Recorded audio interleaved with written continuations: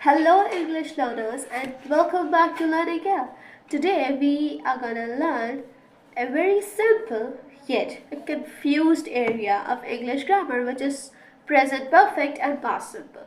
We'll make it easy and we'll point out some mistakes we do and how we can avoid those mistakes. So without wasting a second, let's get started.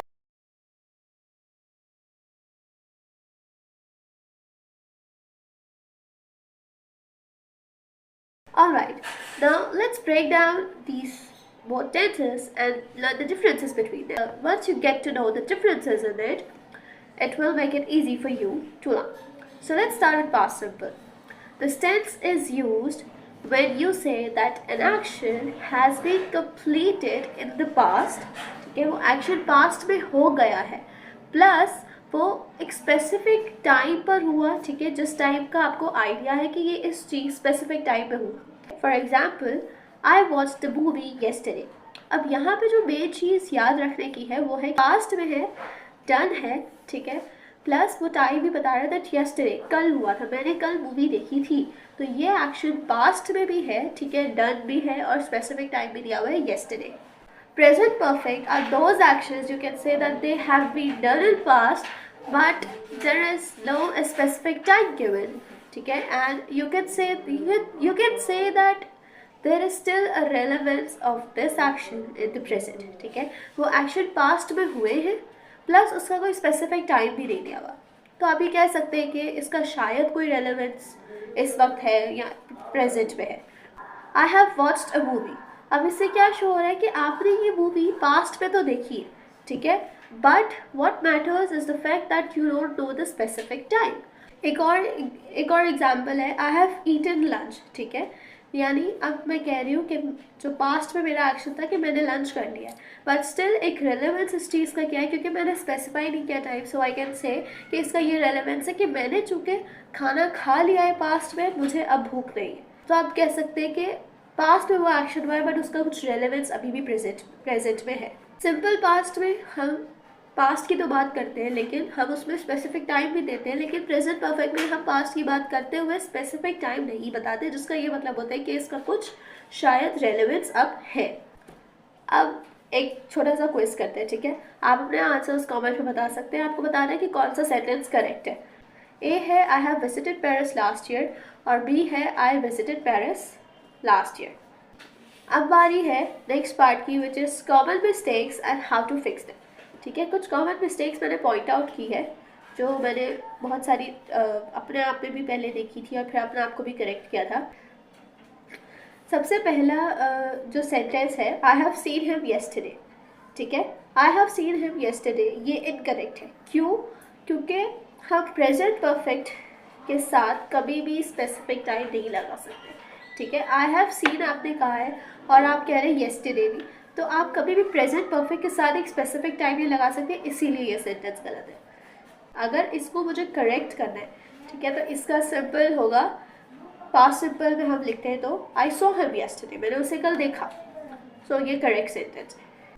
I have gone to Spain. ठीक है, अब ये incorrect इसलिए क्योंकि सबसे पहले तो आप ये बता रहे हैं कि ये शायद एक्शन कंप्लीट ही नहीं हुआ है, उसका स्टिल कोई रेलेवेंसी है, प्लस आप ये बताना चाह रहे हैं उर्दू में कि मैंने स्पेन विजिट किया था. करेक्शन होगा I have been to Spain, कि मैं स्पेन गई थी. अच्छा, एक बेसिक डिफरेंस ये है कि गोइंग ऑन यानी स्टिल गोइंग ऑन का मतलब है कि आप स्टिल वहाँ पर हैं, और बीन का मतलब होता है कि आप वहाँ से विजिट करके आ गए हैं. Now you are telling that you have visited that place.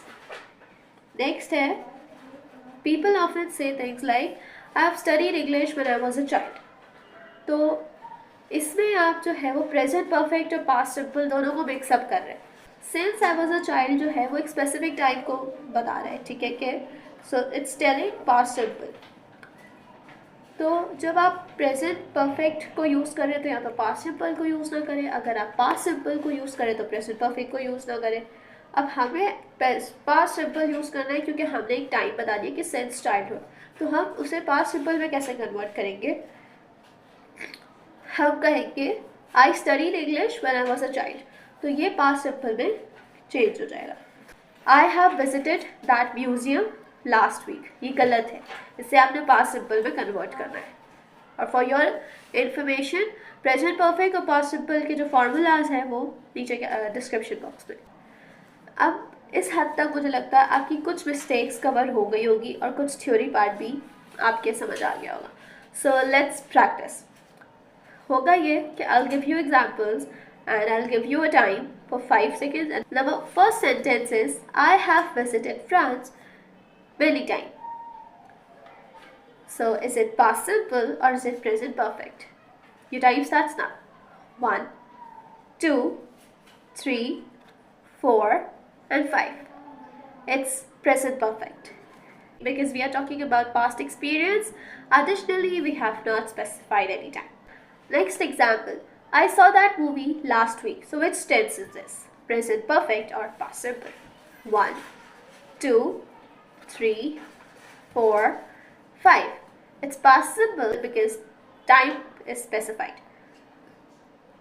Number 3. She has worked at that company for 5 years. Is it past simple or present perfect? 1, 2, 3, 4, 5. The answer is present perfect because the action has been done in past and it's ongoing.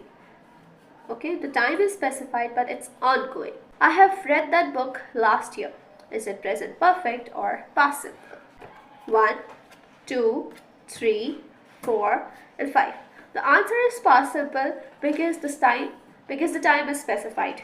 Now, let's do a quick recap again. Present perfect are the past actions still going on and time is not specified. While past simple are the past actions done in past and time is specified. Present perfect का sentence होगा I have visited Paris. और past simple का होगा I visited Paris last year.